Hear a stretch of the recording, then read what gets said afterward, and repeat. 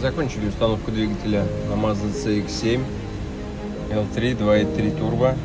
Пробег 200 тысяч, 617 километров.